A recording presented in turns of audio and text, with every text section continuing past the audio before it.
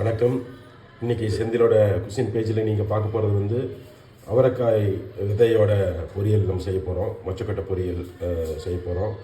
அதுக்கு வந்து நான் வந்து ட்ரையாக இருக்கிற அவரைக்காய் நான் வாங்கியிருக்கிறேன். அது வந்து ஒரு நைட்டு பூரா ஊற போட்டு இப்போ வந்து இந்த குக்கரில் போட்டு அதுக்கு தேவையான உப்பு கொஞ்சம் போட்டு இப்போ வந்து அதை விசில் விட்டு நான் வேக வைக்க போகிறேன்.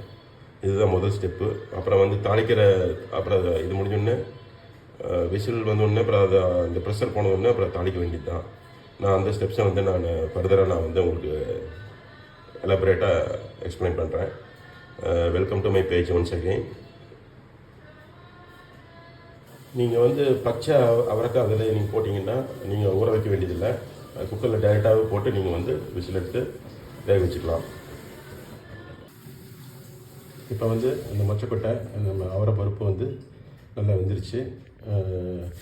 2 விசில் விட்டுக்கிறேன். நல்லா வெந்திருக்கு. இதை நம்ம வந்து தாளிக்க போகிறோம். இப்போ வானிலையில் வந்து நான் வந்து எண்ணெய் ஊற்றி 2 ஸ்பூன் எண்ணெய் ஊற்றி அதுக்கு வந்து கடுகு போட்டு பொடிக்க வைக்க போகிறேன். கடுகு நல்லா பொரிஞ்சிருக்குது. இப்போ வந்து அதில் 2 பச்சை மிளகா, கொஞ்சம் கருவேப்பிலை,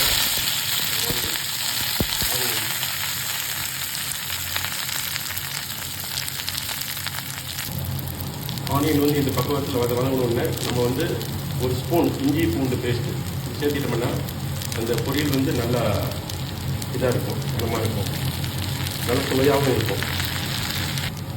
இப்போ இஞ்சி பூண்டும் நல்லா அந்த பச்சை வாசனை போகிற அளவுக்கு நல்லா வெந்துருச்சு. இப்போ வந்து நான் வந்து மசாலா ஐட்டத்தில் வந்து நான் வந்து இதில் போட போகிறேன். இப்போ நீங்கள் பார்த்தீங்கன்னா நான் என்னென்ன மசாலா சேர்த்துக்கிறேன்னா ஒரு சின்ன ஸ்பூன் மிளகாத்தூள், அப்புறம் ஒரு 1/2 டீஸ்பூன் மஞ்சள் தூள், அப்புறம் வந்து குமின் சீரகத்தூள், அப்புறம் வந்து நான் கொஞ்சம் சிக்கன் மசாலா பவுடரும் சேர்த்துக்கிறேன். கரம் மசாலா பொடி இருக்கிறவங்க கரம் மசாலா சேர்த்துக்கலாம். சிக்கன் மசாலா பொடி இல்லை மட்டன் மசாலா பொடி இருந்து கொஞ்சம் சேர்த்துட்டோம்னா இன்னும் சுவையாகவும் மனமாகவும் இருக்கும். இப்போ வந்து நான் இதில் கூட கொஞ்சம் தண்ணி சேர்த்துக்கிறேன். அந்த மசாலா நல்லா வேகணுங்கிறதுக்காக நான் தண்ணி சேர்த்துக்கிறேன்.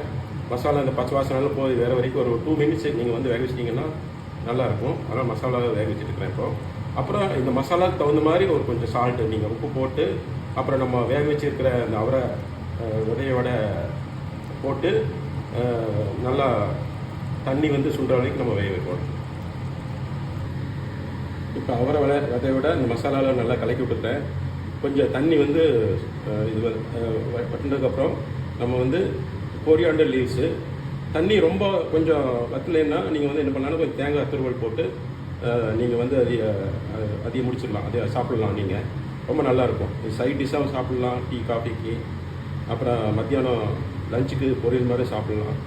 ரொம்ப நல்லது, ரொம்ப நல்லது. நல்லா ப்ரோட்டீன் சக்தி ரொம்ப ஜாஸ்தி இருக்கிறதுனால. இப்போ இதில் வந்து நம்ம நறுக்கி வச்சுக்கிற கொத்தமல்லி தலையும் தேங்காயும் நான் சேர்த்துக்கிறேன். சேர்த்து நல்லா கிளறி விட்டுட்டு தண்ணி கொஞ்சம் இன்னும் வற்றலை, அது தேங்காய் வந்து அப்சர்வ் பண்ணிக்கும். அது வற்ற முடிஞ்சோடனே நம்ம வந்து ஆஃப் பண்ணிடலாம் ஸ்டவ்வை. இது ரொம்ப நல்லாயிருக்கும். நீங்கள் ஆஃப் பண்ணிக்கலாம். இப்போ வந்து நமக்கு சுவையான மனமுள்ள அவரைக்காய் விதை பொரியல் வந்து ரெடி ஆகிடுச்சு. என்னோடய பேஜுக்கு வந்து நீங்கள் இதை பார்த்து நீங்கள் ட்ரை பண்ணுங்கள்.